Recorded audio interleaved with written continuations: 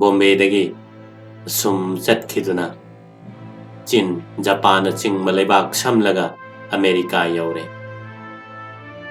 ꯂꯝꯕꯤꯗ ꯖꯄꯥꯟꯅ ꯆꯤꯡꯕ ꯆꯥꯎꯈꯠꯄ ꯖꯥꯇꯤꯒꯤ ꯅꯣꯝꯕ ꯀꯟꯕ ꯃꯇꯧ ꯎꯕꯗ ꯄ꯭ꯔꯤꯊꯤꯕꯤ ꯄꯨꯝꯁꯨꯝ ꯁꯨꯝꯍꯠꯈꯤ ꯆꯤꯊꯤ ꯑꯃꯗ ꯃꯍꯥꯛꯅ ꯃꯇꯝ ꯑꯗꯨꯗ ꯑꯁꯨꯝꯅ ꯏꯈꯤ ꯅꯈꯣꯏ ꯀꯔꯤ ꯇꯧꯔꯤꯕꯒꯦ ꯄꯨꯟꯁꯤ ꯆꯨꯞꯄ ꯋꯥꯔꯦꯝ ꯉꯥꯡꯗꯨꯅ ꯂꯩ ꯂꯥꯎ ꯃꯈꯣꯏꯁꯤꯡ ꯑꯁꯤꯕꯨ ꯑꯃꯨꯛꯇꯪ ꯌꯦꯡꯂꯣ ꯂꯥꯎ ꯃꯈꯣꯏ ꯑꯁꯤ ꯎꯔꯕꯗꯤ ꯅꯃꯥꯏ ꯑꯗꯨ ꯊꯝꯐꯝ ꯂꯩꯔꯣꯏ ꯃꯄꯥꯟ ꯊꯣꯛꯂꯕꯗꯤ ꯖꯥꯠ ꯇꯥꯏ ꯍꯥꯏꯅ ꯅꯈꯣꯏꯅ ꯈꯜꯂꯤ ꯖꯨꯛ ꯖꯨꯛꯀꯤ ꯑꯣꯏꯗꯕ ꯄꯔꯦꯡ ꯀꯨ ꯁꯪꯁꯀꯥꯔꯒꯤ ꯄꯣꯠꯂꯨꯝ ꯄꯨꯔꯒ ꯐꯝꯗꯨꯅ ꯂꯩꯔꯤ ꯆꯍꯤ ꯊꯛꯍꯩꯗꯦ ꯍꯥꯏꯗꯨꯅ ꯆꯍꯤ ꯂꯤꯁꯤꯡ ꯂꯤꯁꯤꯡ ꯀꯌꯥ ꯌꯦꯠꯅꯗꯨꯅ ꯅꯁꯥꯒꯤ ꯊꯧꯅꯥ ꯄꯥꯡꯒꯜ ꯄꯨꯝꯕ ꯀꯦꯝꯍꯜꯂꯦ ꯊꯣꯔꯛꯎ ꯅꯨꯄꯥ ꯑꯣꯏꯅ ꯆꯣꯡꯊꯣꯛꯎ ꯈꯨꯔꯛ ꯁꯨꯔꯨꯡ ꯑꯗꯨꯗꯒꯤ ꯊꯣꯔꯛꯎ ꯃꯄꯥꯟ ꯊꯣꯛꯂꯒ ꯖꯥꯇꯤ ꯄꯨꯝꯕꯅ ꯆꯥꯎꯈꯠꯄꯒꯤ ꯂꯝꯕꯤꯗ ꯆꯠꯂꯤꯕꯁꯦ ꯅꯃꯤꯠ ꯊꯤꯠꯅ ꯌꯦꯡꯂꯣ ꯂꯥꯎ ꯅꯈꯣꯏ ꯃꯤꯑꯣꯏꯕꯕꯨ ꯅꯨꯡꯁꯤꯕ꯭ꯔꯥ ꯅꯔꯩꯕꯥꯛꯄꯨ ꯅꯨꯡꯁꯤꯕ꯭ꯔꯥ ꯑꯗꯨ ꯑꯣꯏꯔꯕꯗꯤ ꯃꯄꯥꯟ ꯊꯣꯔꯛꯎ ꯑꯩꯈꯣꯏ ꯆꯥꯎꯈꯠꯅꯕ ꯊꯋꯥꯏ ꯈꯨꯕꯥꯛꯇ ꯍꯥꯞꯇꯨꯅ ꯍꯣꯠꯅꯁꯤ ꯇꯨꯡ ꯍꯟꯅ ꯌꯦꯡꯒꯅꯨ ꯌꯥꯝꯅ ꯆꯥꯅꯖꯔꯕ ꯑꯃꯁꯨꯡ ꯅꯨꯡꯁꯤꯔꯕ ꯁꯥꯒꯩ ꯅꯥꯇꯩꯁꯤꯡ ꯀꯞꯆꯁꯅꯨ ꯇꯨꯡ ꯍꯟꯅ ꯌꯦꯡꯒꯅꯨ ꯃꯥꯡꯗ ꯌꯦꯡꯉꯨ ꯆꯠꯈꯠꯂꯨ ꯚꯥꯔꯠ ꯃꯥꯇꯥꯅ ꯑꯁꯤꯒꯨꯝꯕ ꯄꯥꯈꯪ ꯂꯤꯁꯤꯡ ꯂꯤꯁꯤꯡ ꯄꯥꯝꯃꯦ ꯅꯤꯡꯁꯤꯡꯉꯨ ꯃꯤ ꯄꯥꯝꯃꯦ ꯁꯥ ꯄꯥꯝꯗꯦ ꯆꯤꯀꯥꯒꯣ ꯌꯧꯔꯒ ꯙꯔꯃꯒꯤ ꯃꯍꯥꯁꯚꯥ ꯍꯧꯒꯗꯕ ꯊꯥ 3 ꯋꯥꯠꯂꯤ ꯍꯥꯏꯕ ꯈꯪꯂꯦ ꯑꯗꯨꯒ ꯙꯔꯃ ꯁꯚꯥ ꯑꯗꯨꯗ ꯌꯥꯎꯅꯕꯒꯤ ꯈꯨꯗꯣꯡꯆꯥꯕꯁꯨ ꯃꯍꯥꯛꯅ ꯎꯗ꯭ꯔꯦ ꯃꯔꯝꯗꯤ ꯃꯍꯥꯛꯇꯤ ꯕꯥꯔꯇꯣꯟ ꯐꯪꯗꯕ ꯍꯤꯟꯗꯨ ꯙꯔꯃꯒꯤ ꯃꯤꯍꯨꯠꯅꯤ ꯑꯁꯣꯝꯗꯅ ꯃꯥꯒꯤ ꯁꯦꯟ ꯈꯔ ꯑꯗꯨꯁꯨ ꯂꯣꯏꯊꯣꯛꯈ꯭ꯔꯦ ꯃꯐꯝ ꯑꯗꯨꯗ ꯃꯍꯥꯛ ꯑꯁꯤ ꯊꯧꯖꯥꯟ ꯍꯩꯕꯤ ꯅꯨꯄꯤ ꯑꯃꯒꯤ ꯑꯇꯤꯊꯤ ꯑꯣꯏꯅ ꯂꯩꯔꯦ ꯑꯁꯤꯒꯨꯝꯕ ꯅꯤꯡꯕ ꯀꯥꯏꯕ ꯑꯃꯁꯨꯡ ꯈꯨꯗꯣꯡꯊꯤꯕ ꯀꯌꯥ ꯑꯁꯤ ꯊꯦꯡꯅꯔꯕꯁꯨ ꯁ꯭ꯋꯥꯃꯤꯖꯤꯒꯤ ꯊꯋꯥꯏꯗꯤ ꯀꯔꯤꯃꯠꯇ ꯍꯟꯗꯦ ꯃꯍꯥꯛꯅ ꯆꯤꯊꯤ ꯏꯔꯛꯈꯤ ꯃꯐꯝ ꯑꯁꯤꯗ ꯑꯩꯅ ꯌꯧꯗ꯭ꯔꯤꯉꯩꯗ ꯑꯩꯅ ꯃꯪꯂꯝꯕ ꯃꯪꯂꯥꯟ ꯑꯗꯨꯗꯤ ꯀꯥꯏꯔꯦ ꯃꯐꯝ ꯑꯁꯤꯗ ꯑꯣꯏꯊꯣꯛꯇꯕ ꯄꯔꯦꯡ ꯑꯃꯒ ꯂꯥꯟꯊꯦꯡꯃꯤꯟꯅꯔꯤ ꯃꯐꯝ ꯑꯁꯤꯗꯒꯤ ꯆꯠꯈ꯭ꯔꯁꯤꯔꯥ ꯍꯥꯏꯅ ꯑꯩꯅ 100 ꯍꯟꯅ ꯈꯜꯂꯤ ꯑꯗꯨꯕꯨ ꯑꯩꯒꯤ ꯂꯝꯕꯤ ꯑꯃꯠꯇ ꯎꯕ ꯐꯪꯗ꯭ꯔꯕꯁꯨ ꯚꯒꯋꯥꯟꯅꯗꯤ ꯂꯝꯕꯤ ꯄꯨꯝꯅꯃꯛ ꯎꯕꯤꯔꯤꯕꯅꯤ ꯁꯤꯔꯕꯁꯨ ꯆꯪꯂꯕꯁꯨ ꯅꯤꯡꯂꯤꯕꯁꯤ ꯊꯥꯔꯔꯣꯏ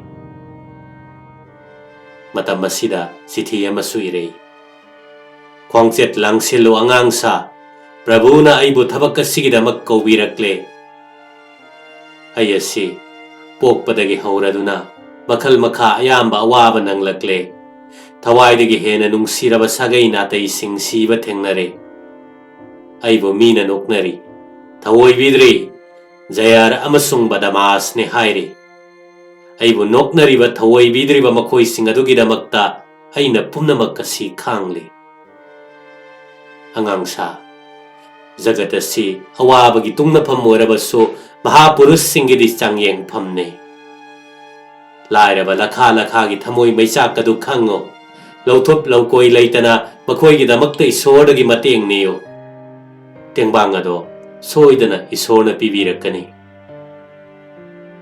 ꯑꯩ ꯑꯁꯤ ꯆꯍꯤ ꯀꯨꯝꯖꯥ ꯀꯌꯥ ꯋꯥꯈꯜ ꯑꯁꯤ ꯏꯀꯣꯛꯇ ꯍꯥꯞꯇꯨꯅ ꯑꯗꯨꯒ ꯑꯋꯥꯕꯁꯤ ꯊꯃꯣꯏꯗ ꯄꯨꯗꯨꯅ ꯃꯐꯝ ꯈꯨꯗꯤꯡ ꯀꯣꯏꯅ ꯆꯠꯂꯤ ꯏꯅꯥꯛ ꯈꯨꯜꯂꯦ ꯍꯥꯏꯔꯤꯕ ꯃꯤꯁꯤꯡ ꯑꯗꯨꯒꯤ ꯊꯣꯡꯖꯤꯟ ꯈꯨꯗꯤꯡꯗ ꯂꯦꯞꯂꯨꯔꯤ ꯃꯃꯩ ꯊꯪꯗ ꯊꯃꯣꯏꯒꯤ ꯏ ꯁꯨꯝꯗꯨꯅ ꯄ꯭ꯔꯤꯊꯤꯕꯤ ꯇꯪꯈꯥꯏ ꯑꯃ ꯂꯥꯟꯊꯣꯛꯂꯒ ꯊꯥꯞꯈ꯭ꯔꯕ ꯃꯤꯔꯩꯄꯥꯛ ꯑꯁꯤꯗ ꯇꯦꯡꯕꯥꯡꯒꯤ ꯑꯁꯥꯗ ꯀꯣꯏꯅꯤ ꯅꯤꯗꯨꯅ ꯆꯠꯂꯤ ꯚꯒꯋꯥꯟꯗꯤ ꯊꯧꯖꯥꯟ ꯍꯩꯕꯅꯤ ꯃꯍꯥꯛꯅ ꯁꯣꯏꯗꯅ ꯇꯦꯡꯕꯥꯡꯕꯤꯔꯛꯀꯅꯤ ꯂꯩꯕꯥꯛ ꯑꯁꯤꯗ ꯑꯩ ꯑꯁꯤ ꯏꯟꯊꯝ ꯆꯟꯗꯨꯅ ꯅꯠꯇ꯭ꯔꯒ ꯆꯔꯥ ꯍꯦꯟꯗꯨꯅ ꯁꯤꯕ ꯌꯥꯏ ꯑꯗꯨꯕꯨ ꯍꯦ ꯅꯍꯥꯔꯣꯟ ꯑꯣꯠꯄꯤꯔꯕ ꯂꯥꯏꯔꯕꯁꯤꯡꯒꯤ ꯗꯥꯏꯗꯤ ꯑꯩꯅ ꯅꯈꯣꯏꯒꯤ ꯅꯈꯨꯠꯇ ꯁꯤꯟꯅꯔꯤ ꯅꯣꯡꯃ ꯅꯣꯡꯃꯒꯤ ꯑꯔꯦꯡ ꯑꯔꯦꯡ ꯄꯨꯊꯔꯕ ꯑꯃꯝꯕꯒꯤ ꯂꯣꯛꯅꯨꯡꯗ ꯇꯥꯔꯕ ꯃꯤ ꯀꯣꯇꯤ 30 ꯑꯁꯤꯒꯤ ꯀꯟꯅꯕꯒꯤꯗꯃꯛ ꯃꯤꯁꯛ ꯂꯧꯔꯣ ꯚꯒꯋꯥꯟꯒꯤ ꯃꯤꯡꯂꯦꯟ ꯖꯣꯏ ꯑꯣꯏꯕ ꯑꯣꯏꯁꯅꯨ ꯑꯩꯈꯣꯏ ꯁꯣꯏꯗꯅꯃꯛ ꯃꯍꯩ ꯌꯥꯟꯒꯅꯤ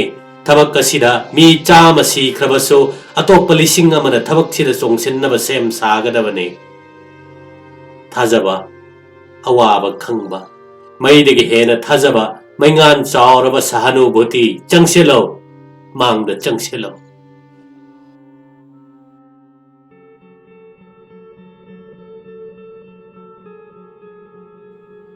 ꯃꯊꯛꯇ ꯄꯟꯈ꯭ꯔꯤꯕꯤ ꯅꯨꯄꯤ ꯑꯗꯨꯒꯤ ꯃꯇꯦꯡꯅ ꯄꯔꯤꯆय ꯄत्र ꯑꯃ ꯐꯪꯂꯗꯨꯅ ꯁ꯭ꯋꯥꯃꯤꯖꯤ ꯑꯗꯨ ꯃꯗꯨ ꯄꯨꯔꯒ ꯆꯤꯀꯥꯒꯣ ꯁꯍꯔꯗ ꯆꯠꯂꯦ ꯑꯗꯨꯕꯨ ꯆꯤꯀꯥꯒꯣ ꯌꯧꯔꯒ ꯌꯨꯝꯊꯨꯡꯐꯝ ꯈꯪꯗ꯭ꯔꯦ ꯏꯪꯊꯝꯊꯥꯒꯤ ꯑꯍꯤꯡ ꯑꯗꯨꯗ ꯀꯔꯤꯒꯨꯝꯕ ꯃꯐꯝ ꯑꯃꯗ ꯆꯪꯖꯐꯝ ꯐꯪꯗ꯭ꯔꯦ ꯃꯔꯝ ꯑꯁꯤꯅ ꯅꯣꯡꯃꯗꯨꯒꯤ ꯑꯣꯏꯅ ꯁ꯭ꯋꯥꯃꯤꯖꯤꯅ ꯔꯦꯜꯋꯦꯒꯤ ꯃꯥꯜ ꯒꯨꯗꯥꯝꯗ ꯎꯄꯨ ꯑꯍꯥꯡꯕ ꯑꯃꯗ ꯆꯪꯗꯨꯅ ꯊꯨꯞꯂꯦ ꯃꯄꯥꯟꯗ ꯎꯟ ꯃꯇꯨꯝ ꯃꯇꯨꯝ ꯇꯥꯔꯤ ꯎꯄꯨ ꯃꯅꯨꯡ ꯑꯗꯨ ꯌꯥꯝꯅ ꯃꯝꯃꯤ ꯐꯤ ꯑꯊꯥꯕ ꯑꯃꯠꯇ ꯌꯥꯎꯗꯕ ꯃꯔꯝꯅ ꯁ꯭ꯋꯥꯃꯤꯖꯤ ꯏꯪꯃꯟꯈꯤꯕꯅ ꯃꯁꯥ ꯄꯨꯝꯕ ꯄꯪꯊꯔꯦ ꯑꯗꯨꯝꯅ ꯑꯍꯤꯡ ꯑꯁꯤ ꯌꯥꯝꯅ ꯋꯥꯅ ꯂꯦꯜꯂꯒ ꯅꯣꯡꯉꯥꯜꯂꯒ ꯑꯔꯥꯝ ꯈꯧꯔꯥꯡꯕꯒꯤ ꯃꯩꯆꯥꯛꯅ ꯈꯥꯡꯕ ꯉꯝꯗ꯭ꯔꯗꯨꯅ ꯌꯨꯝ ꯈꯨꯗꯤꯡꯗ ꯚꯤꯈ꯭ꯌꯥ ꯅꯤꯔꯦ ꯚꯤꯈ꯭ꯌꯥꯒꯤ ꯃꯍꯨꯠꯇ ꯊꯑꯣꯏ ꯎꯁꯤꯠꯇꯕ ꯑꯃꯁꯨꯡ ꯑꯊꯤꯕ ꯃꯤꯆꯩ ꯐꯪꯂꯦ ꯃꯇꯝ ꯑꯁꯤꯗ ꯄꯨꯛꯆꯦꯜ ꯆꯥꯎꯔꯕꯤ ꯅꯨꯄꯤ ꯑꯃꯒ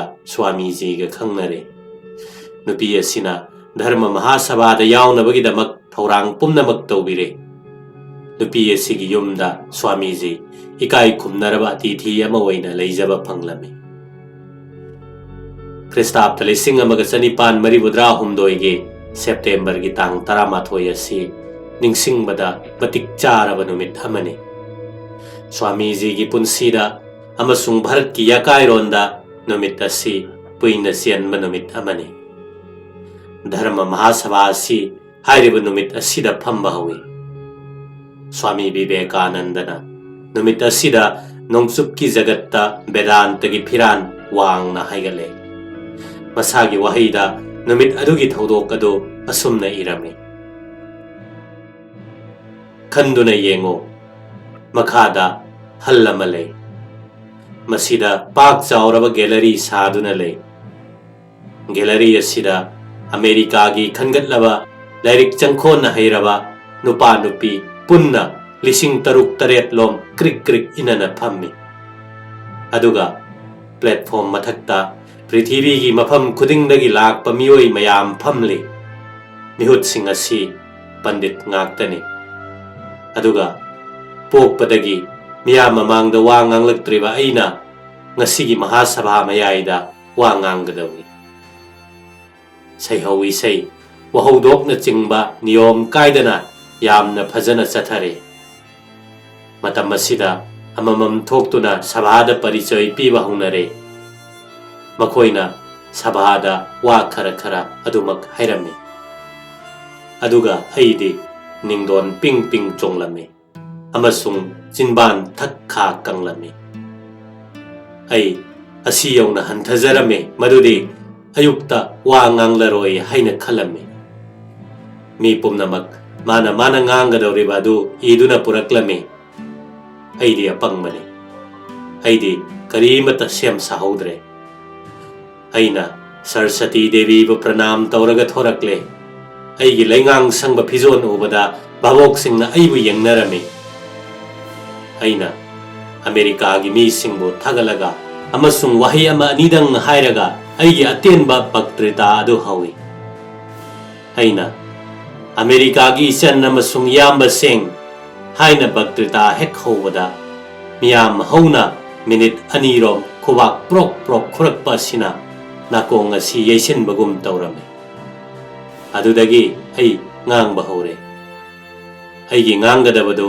ꯉꯥꯡꯕ ꯂꯣꯏꯔꯕ ꯃꯇꯨꯡꯗ ꯑꯩ ꯑꯁꯤ ꯅꯤꯡꯗꯣꯟ ꯆꯣꯡꯗꯨꯅ ꯄꯨꯝꯆꯣꯛ ꯆꯣꯛꯊꯗꯨꯅ ꯐꯝꯊꯔꯦ ꯃꯊꯪꯒꯤ ꯅꯨꯃꯤꯠꯇ ꯈꯕꯔ ꯀꯥꯒꯖꯇ ꯊꯦꯡꯅꯔꯦ ꯃꯗꯨꯗꯤ ꯉꯔꯥꯡꯒꯤ ꯁꯚꯥꯗ ꯑꯩꯅ ꯉꯥꯡꯈꯤꯕ ꯑꯗꯨꯅ ꯄꯨꯝꯅꯃꯛꯀꯤ ꯊꯃꯣꯏꯗ ꯐꯥꯎꯔꯦ ꯃꯇꯝ ꯑꯁꯤꯗ ꯑꯃꯦꯔꯤꯀꯥ ꯄꯨꯝꯕꯅ ꯑꯩꯕꯨ ꯁꯛ ꯈꯪꯂꯦ ꯐꯥꯎꯔꯕ ꯇꯤꯔꯇꯤꯀꯥꯔ ꯁ꯭ꯔꯤꯙꯔ ꯁ꯭ꯋꯥꯃꯤꯅ ꯌꯥꯝꯅ ꯆꯨꯝꯅ ꯍꯥꯏꯔꯝꯃꯤ ꯍꯦ ꯏꯁꯣꯔ ꯅꯪꯅ ꯂꯣꯟꯊꯣꯛꯇꯕ ꯑꯃꯕꯨ ꯑꯆꯧꯕ ꯚꯛꯇ ꯑꯃ ꯑꯣꯏꯍꯜꯂꯦ ꯏꯁꯣꯔꯒꯤ ꯃꯤꯡꯂꯦꯟ ꯌꯥꯏꯐꯕ ꯑꯣꯏꯁꯅꯨ ꯅꯨꯃꯤꯠ ꯑꯗꯨꯗꯒꯤ ꯍꯧꯔꯗꯨꯅ ꯑꯩ ꯑꯁꯤ ꯑꯐꯥꯎꯕ ꯃꯤ ꯑꯃ ꯑꯣꯏꯔꯦ ꯑꯗꯨꯒ Hindu dharmagi maramda aina bhaktita ama pangthokpa numit adudi hal aduda aduk yamba mi kaidaunongda sutin kidri. Asum tauna Swami Ji na ming asi nongsup ki jagatta nongthangom yang na sandokre. Masina Swami Ji gi sandokpagi thabak adu khudong chare. Dharma Mahasabha gi matungda Swami Ji na America gi apikpa achouba sahar khuding makta bhakrita tauduna Hindu dharma gi yai pharol sandokpa hore. Nonglei nungsitkom yang na mafam khuding yauna thungba amasung maidagi hena mathau kanna ngang bangamba sakti singa sigidamakta America da Swami Ji bu the cyclonic Hindu haina tholame. Prasara sigi pholoina mi kambu amana Swami Ji gi sisya oire. Vijaya Abhimana sida Swami Ji na lambi da miwa misha yamna tava ki. Maraibak masa Bharat Basi phawba bhakpu sidokna ba honarakhiba side yaurame. Adubo Swami Ji na Thakur na takpiramba lokla tilla haibadu tattana ningsingduna pukchel pikpagi mataw asibo thawoirudana bir amagumna thabak phanna mangda changsinki. Swami Ji na nongsupta Vedanta mara chetna sandokna ba thaurang ama tawba hore. Hindu dharma prachar tawba si bhaktitadana loiramde. Swami Ji na thawai yauba amasung nomba kanba sesya singbo niyom naina gyan yoga raj yoga na chingba hiram sing tambina ba class tawi. Laren Sturel mapanda ithat laikon lising haiba mafam maduda Swami Ji gi nupi sesya ama leirame. Swami Ji na Fajarba yum masida laiduna sesya singa matam kuina dharma charcha taurame. Matam masida lairingaida mahaki phauraba sainasigi isai haiba kavita adu iki. Sahi ani ahum asi prachar gi thabakta waman kiduna Swami Ji na antaratma na pothaning lame. Ho aigi kanthado aigi lu kokpa kokado ukhada tumjabado bikhya niraga khara chajabado onthokna nungai khreda onthokna pamja khreda. Ithat laikon asida Swami Ji na pikhiba bhaktita sing ado inspire talk haina thonduna sapa tawi. Swami Ji na sisya singbu yamna luna tawi. Magi manakta lakpa mi khudingmak bira sainasi gi sajat lisat wangang sangang uba tabada pumsum sumhali. Sisya singna Swami Ji bu nungsiriba aduki matik Swami Ji na su sisya singbu nungsili chingna chingi. Ayamba matamda makhutmakna Bharat ki sak ensang thongduna America gi sisya singbu pijay. Masida mahak yamna nungaijay. Swami Ji sak ensang thongba yamna hai. Sahi ani awaba khangdana America da thabak tawramlaga England da chali. America dana magi sisya Swami Abhayanda, Swami Kripananda, Sister Haridasi na chingbana ashram gi bhar lahowi. England da matam khara Vedanta dharma prasar tawramlaga America da mukhalai. Mafam asida Swami Ji na karma yoga amasung bhakti yoga gi maramda mathang manau naina bhaktikta tawrame. Matam asida Goodwin kauba stenographer ama Swami Ji gi sisya oire. Goodwin gi mapandagi aikhoina Swami Ji na nganglam saklamba pumnamak paba phanglibani. Handakti New York ta matam kuinagi arepa oina Vedanta Society linkale. Adudagi Kristapta lising amaga sanipan maribudra tarukki April gi tang 15 da amuk khana England da chali. Matam asida Swami Sadananda bu England da purakle. England da su Swami Ji na chang naina bhaktikta pi amasung class lawi. Mafam asida thajaba yaba amasung tyagi oiraba Ingres sisya khara phangi. Sahi asigi me thada Swami Ji ga Professor Max Muller saheb ko unai. Ani asi yamna chanana wari saminai. Amasung magi mari makhong pinai. Wari sum sabada Professor na Ram Krishna Devagi punsi wari iningi haina Swamiji da phongdokhi.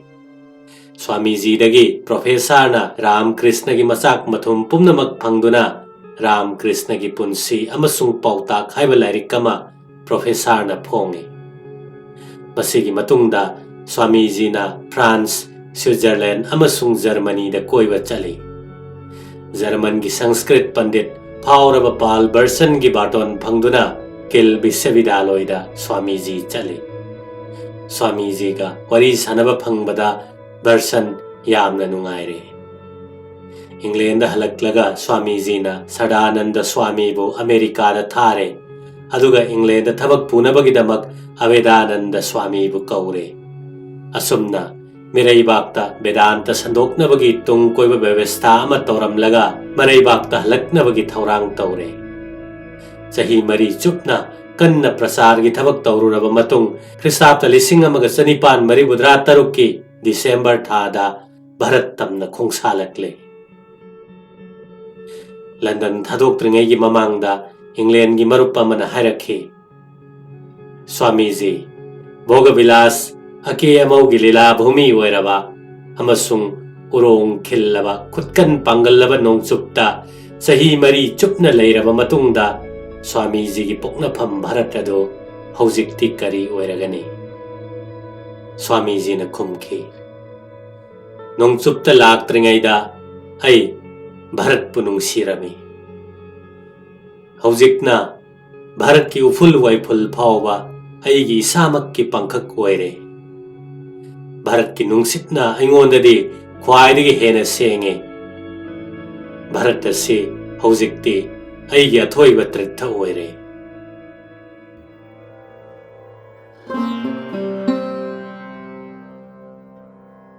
Swamiji halakle haiba tabada Bharat pumnamak mathum marang haure.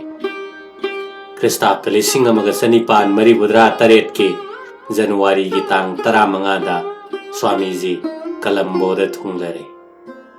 Colombo-dagina Kolkata tana chatpa khongchat asi achauba usapta mani. Vedanta gi phiran wang na haigattuna nongchup ki jagat choi tauramlaba bera sibo matik chana oknabagi damak Bharat ki mafam khudingda yamna chauna thaurang taunare. Singhal amasung kha Bharat ki ayamba saharda Swamiji khongdaba tarame. Ningthau rendagina lambi gi chakniba phawba Swamiji okpada yaurame. Bharata Swamiji na ihan hana khongdaba mafam maduda Ramnath ki ningthauna ningsing yombi ama sarame. Mafam khudingda bhakti ta leptana summa sum torokpasida Swamiji chokthare. Swamiji na Kolkata da thunglaba matamda yamna chauraba sabha ama tauduna woi. Sabhaduda Swamiji na naharon bu kauraga hairame. Bharat ki anam maha churaba lairaba amasung naibiraba praja singbu nungsiba makoi ki chaukhatnabagi damak thawai khubak ta haptuna hotnaba dayasi aina naharon nakhoi gi nakhutta sinare. Chalo haujikmak Parthasarthi ki mandir da chalo. Ibungo mahakti Gokulda lairaba gopasinggi chanaraba marup oirame. Buddha avatarda Rajpurusinggi baton lauramdana Vaisya nimantran tauraga Vaisya sibu kanbirame. Chalo ibungo magi mafamda Satsangadandabat tauro amasung mahaki mafamda Bali amakalu. Bali asidi punsigi balini. Kanagidamakta ibungo mahakna khwaidagi luna ningba amasung makhoibu kannabagidamak juk khudingda sayon tawba dugumba laira chudatnaraba otpi naibiraba lekha taraba mising yai phanaba jivan bali tauru. Kolkata da bhaktirta samna tawba yadre. Masiga loinana Swamiji na mat ki sainasi amasung atai laiming lauraba bhakta singbo Upanishad Gita na chingba tambirame. Rama Krishna gi bhakta singbo pulap punna tungkoiba phibam amada thamningbagi asama Swamiji na taure. Bhaktittadana leipak pukanba ngamloi haibasi Swamiji na lepnaba khanglame. Maram asina ख्रिस्ताब्द 1948 मे थादा ठाकुर की भक्त सैनासी Singh लोइनना Ram Krishna mission लिंखले सभादु हौदोकपदा Swami ji ना हैरमे लेबाक मखन मखन कोइरुरबा मतुंगदा अइना Munna खंगले मदुदि pull-up पुनबा नतना करिगुंबा चौबा थबक अमत्ता पांथोकपा यादे अदुमनदी ओइरगा अैखोइगे लेबाक असिगुंबदा अहानबदगी हौना मियामगी मोट नत्रगा vote लौदुना संघ लिंकत्पा हाइबासी अदुक यामना खुदोंग चादे लेबाक असिदा शिक्षाना संदोक्तुना मी पुनमक lyric हैरक्लबा पुक्सेन तिनरक्लबा अदुगा मसा मसागी मोट हाइबा खुरबा मकोन अदुदगी थोरक्तुना पाक चावरबा वखल खनबा ngamlaba matam aduda प्रजागी मोट मतुंगिना थबक चथबा यागनी हौजिक मक्केदे संघगी मको कोइबा परिचालक अमा दरकार होय मी पुमनबक मागी याथंग इनबा ताई मतुंगदा मतम चारबा कांदा मियामगी मोट मतुंगिना थबक पुमनमक पांथोकनी मागी मिंगदा अैखोइना सैनासी ओइरिबा माबु फिदम मोइरगा संसारगी थबक पुमनमक पांथोकलेबा महात्मा सीखिबा मतुंग चही कुनगी मनुंगदा नोंगपोक नोंगचुप अनिमक्ता महाकी ममिंग अमसुंग अंगक्प पुंसी अदु पाक चावना संदोखरबा अदुगुमलबा महापुरुष अदुगी मिंगदा संगा सिगी ममिंग थोनगने अैखोइदि प्रभुगी मनाइनी मयाम पुमनमकना थबक असिदा पांबई ओइबियो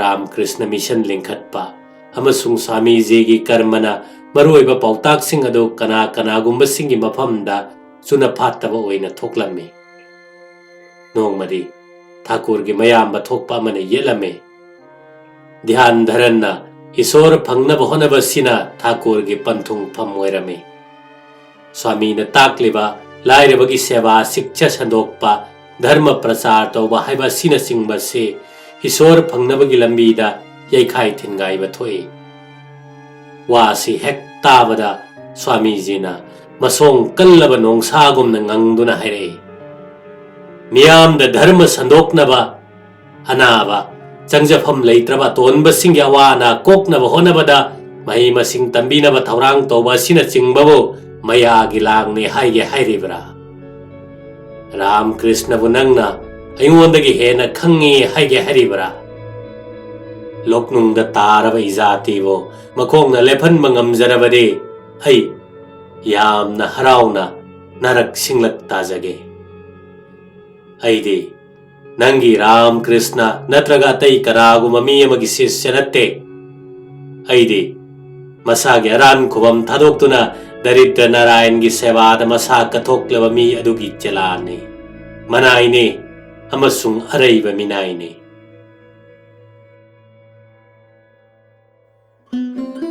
नोंगमदी स्वामी जीना रिग्वेट तंबिरमे मतम असिदा ठाकुर की थोइदोकप भक्त असानबा गिरीश घोष लाक्तुना फमलरे ई पाउ हंगलबा मतुंगदा स्वामी जीना नोकफेट तौना हैरे जीसी नंगदी असिगुंबसी तंबा लाकपगी वाखल लैता मालेने नुमित चुप्पा कृष्ण विष्णु सोंदुनता मतम लेलेने गिरीश चंद्र न खुमले बेद तमलुरगा करी तौगदगे भाई बेद खंगनबा बुद्धिसु ऐगिदि लैजदे मतमसु लैजदे असिगुंबा पोत सिदे ऐ यामना अदुमक थमजरगा भगवान राम कृष्ण की कृपादगे ताइबंगी पाकसी लांजगे ngahakhtang tumin leiraga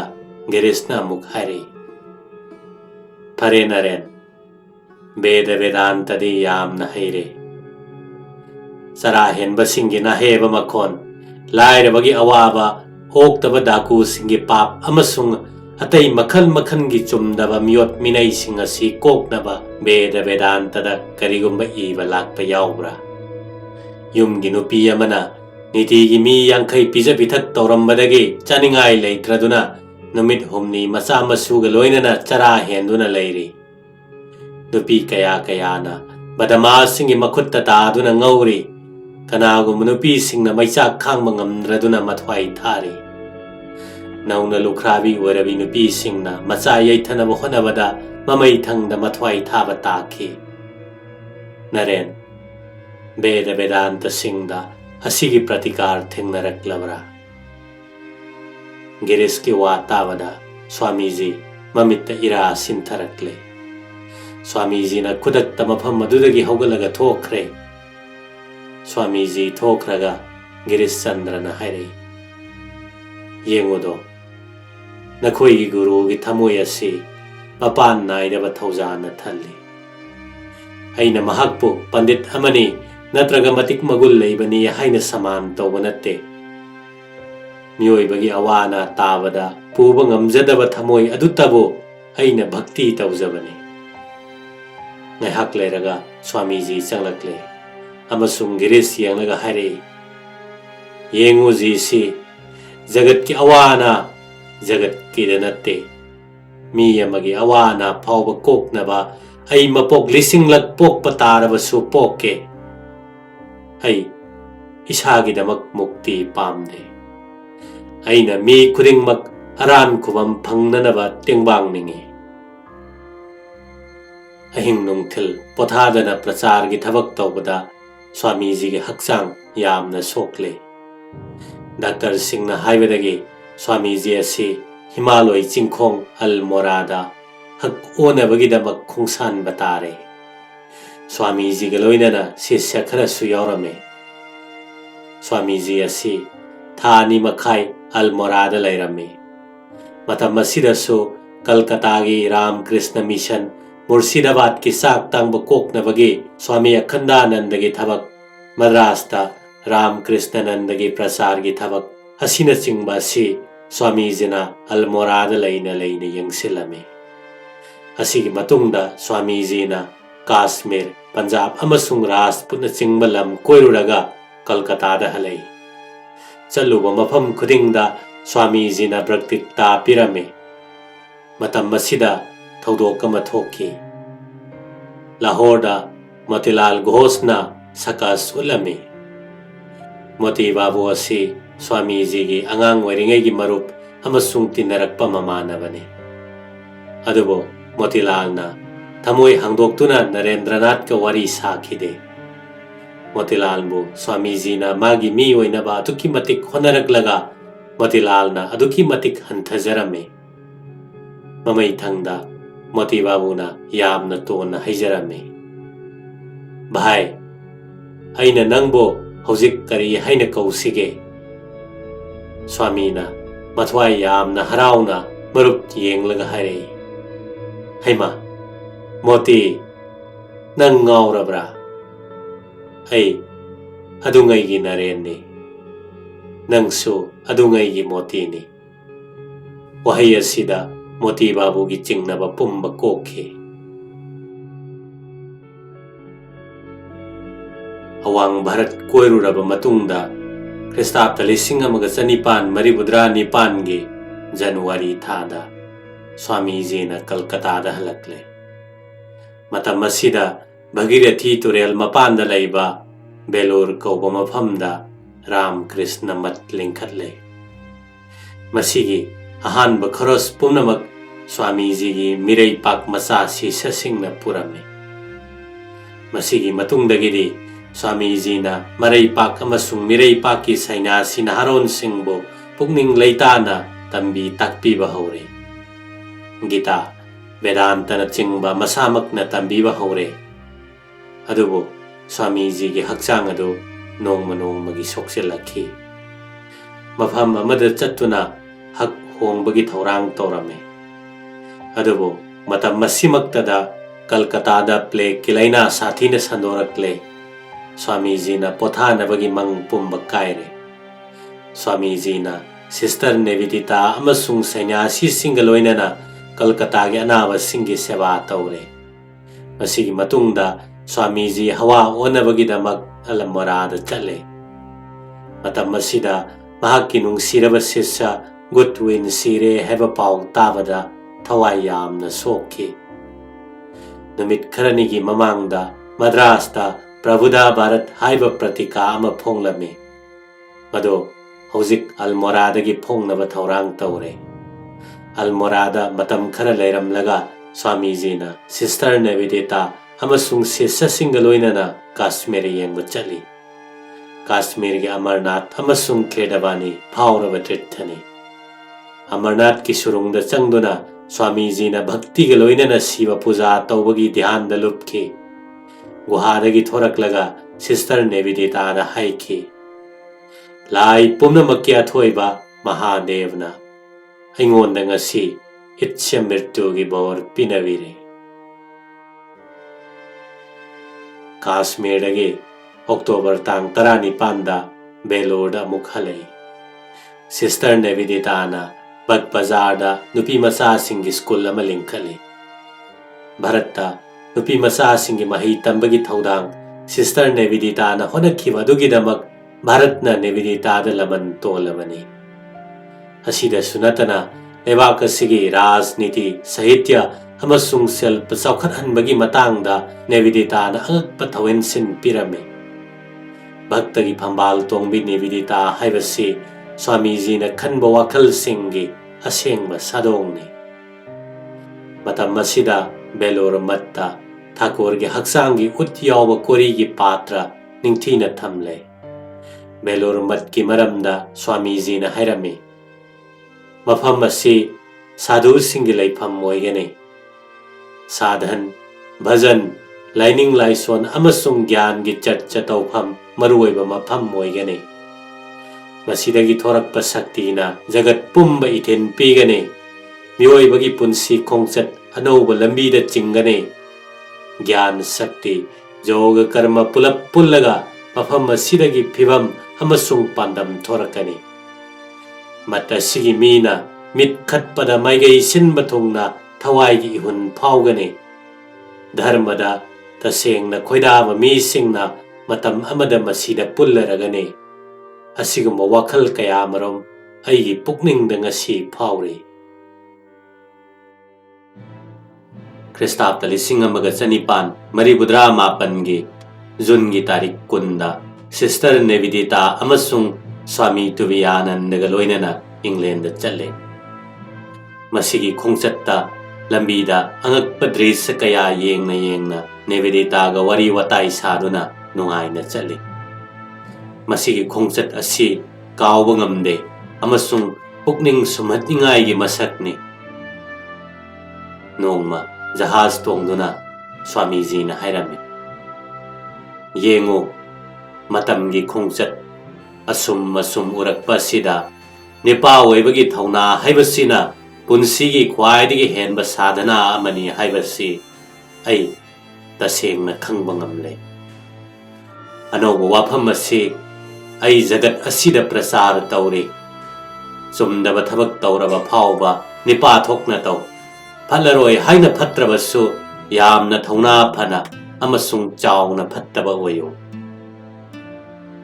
Swami ji na London yoraba matungda numit kharani gi matungda America da yamna kauduna amukhana challe samudra ipakta numit tarani chatpa khongchat asigi maramda Swami ji na hairame samudra ipakta numit tarani chatpa khongchat asi kaidongaida kawba yararoi niti gi ayuk khudingda gita pat amasung vyakha karigumba kanda Sanskrit kavita amasung wari karigumba kandana thainigi prasin Vedic prathana mantra na singba sinaine ithak haudriba mabuk taplaba samudrani thabalna lupa mahigum ingan ngali nongmadi thaban ipom hauraba sandhya yasangbada matom tattuminna leptuna leirami mapa leitraba thabal pharaba ahing lupagi mangane mathakta sana machu manba punima thajana momon taurami drisya si yengbada pungmun mun khiduna mamai thangda makhut thangalaga haire kavita gi maru mangda sandokna taduna leire kavita padraba suyare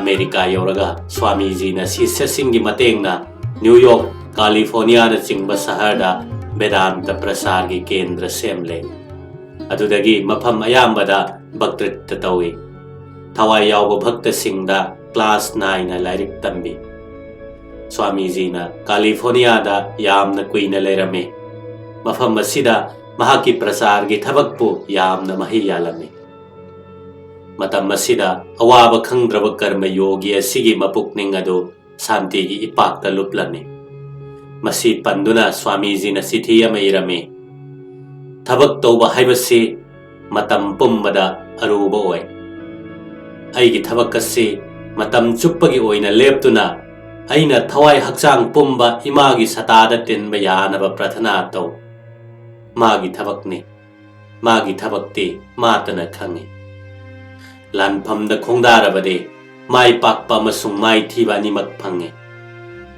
haujikti pothi potkum yomsilaga aran khubam piba ngamba ibungo mabu ngaiduna leiri he he siba aigi hi asigi hinau sabiyo prabhu mamangai Vivekananda du natre mamangai Vivekananda du chatkre matam kuina gidamak chatkre lairik takpa guru neta amasung acharya oramba Vivekananda chatkre haujik leiri mamangai gi angang prabhu gi sisya matam chuppada magi khuya thambanda changjariba manai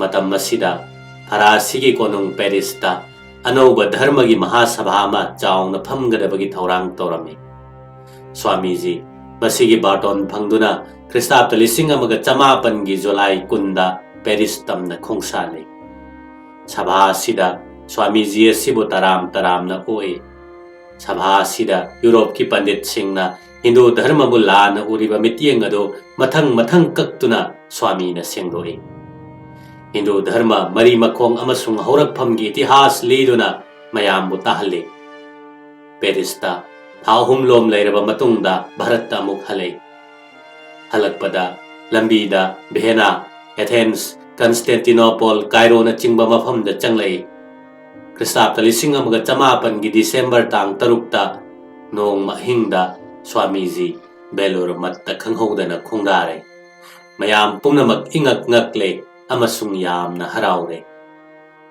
Belur matta yoraga Swami ji na Almorada leiba Mayavati adetta ashram da khongsale nauna lingkhatpa ashram asi puba pukchel pharaba Xavier Sahib na nonga khibada mahaki nupibu Swami ji na themjin balaknabada yamna chauraba thabak ama oirame Prabhunda Bharat phongnabagi damakpu Swami ji na mafam asida lakpa tarame thabak pumnamak yamna thuna loisillaga Belur matta amuk halaklame halakpagi khongpham asida Swami ji na Dhaka Langalabanga Diobhok Chandranath Kamakhya amasung Silong na chingba changai matam asidagi Swami ji asi isingi lainana naba haure Belur matta halakpa matam asidadi Swami ji asi mayamna haiba matungina haksangi niyom kayamarum ngakna chatpa tarame unage lakpa misinga unadanaba mayamna kanna thinglame nongmadi Swami na masida sauraduna haire nakhoi gi niyom adu thamko lakliba mayam asigi manungda amatangna phidamningai oiba misakkama oirakpa yarabade aigi thabak adu mahi yangani mi gi phanaba honabada thawai thaba masidi afaba thabaknina thong lonsilaga imungda tuminna itona tafamlaga kari kanagane mayam asi aigi wa ama ani tanabagi damak atha patapa mafamdagi laknari aduga aiga unadana adumak hanhan khigadra nakoina tawningbata taw aidi utuk tabagum tuminna phamba hinade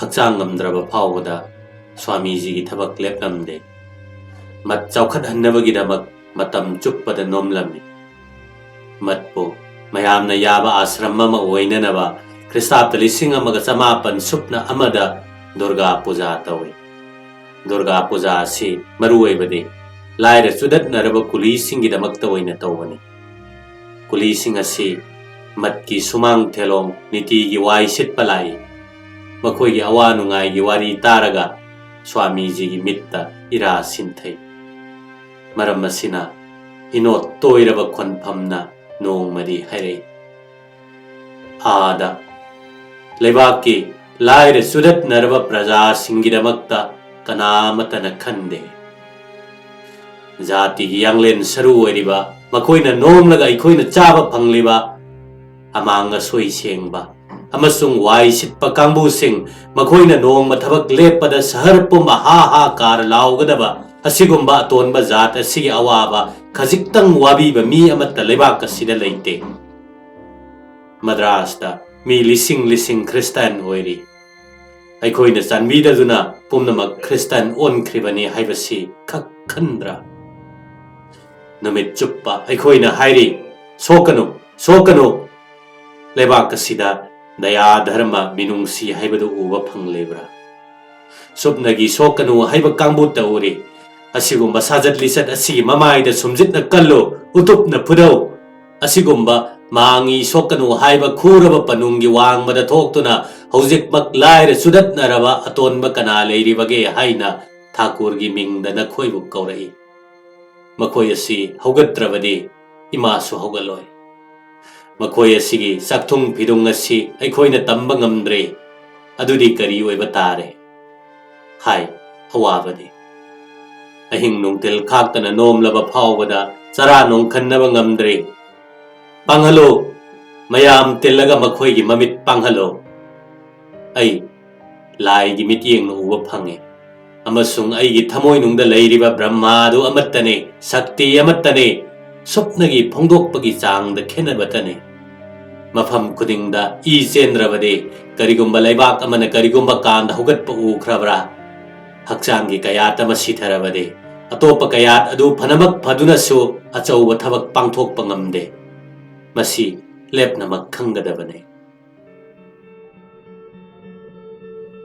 ꯈ꯭ꯔꯤꯁꯇꯥब्ꯗ 1902ꯒꯤ January ꯊꯥꯗ ꯕꯦꯂꯨꯔ ꯃꯠꯇ ꯖꯄꯥꯟꯒꯤ ꯄꯟꯗꯤꯠ ꯑꯅꯤ ꯂꯥꯛꯏ꯫ ꯁ꯭ꯋꯥꯃꯤꯖꯤꯅ ꯄꯟꯗꯤꯠꯁꯤꯡꯒ ꯂꯣꯏꯅꯅ ꯕꯣꯙꯒꯌꯥ ꯗꯔꯁꯟ ꯇꯧꯕ ꯆꯠꯂꯤ꯫ ꯕꯣꯙꯒꯌꯥꯗꯒꯤ ꯀꯥꯁꯤꯙꯥꯝꯗ ꯅꯨꯃꯤꯠ ꯈꯔ ꯄꯣꯊꯥꯅꯕꯒꯤꯗꯃꯛ ꯆꯠꯂꯤ꯫ ꯃꯇꯝ ꯑꯁꯤꯗ ꯄꯥꯈꯪ ꯈꯔꯅ ꯀꯥꯁꯤꯙꯥꯝꯗ ꯁ꯭ꯋꯥꯃꯤꯖꯤꯒꯤ ꯐꯤꯗꯝ ꯃꯇꯨꯡ ꯏꯟꯅ ꯁꯦꯕꯥꯁ꯭ꯔꯝ ꯑꯃ ꯂꯤꯡꯈꯠꯂꯤ꯫ ꯁ꯭ꯋꯥꯃꯤꯖꯤꯅ ꯄꯥꯈꯪꯁꯤꯡ ꯑꯁꯤꯕꯨ ꯊꯧꯒꯠꯂꯝꯃꯤ ꯑꯃꯁꯨꯡ ꯕꯣꯔ ꯄꯤꯔꯝꯃꯤ꯫ ꯃꯇꯨꯡꯗ ꯁꯦꯕꯥꯁ꯭ꯔꯝ ꯑꯁꯤ ꯀꯥꯁꯤꯒꯤ ꯐꯥꯎꯔꯕ ꯔꯥꯝꯀ꯭ꯔꯤꯁꯅ ꯃꯤꯁꯟ ꯑꯃ ꯑꯣꯏꯔꯛꯈꯤ꯫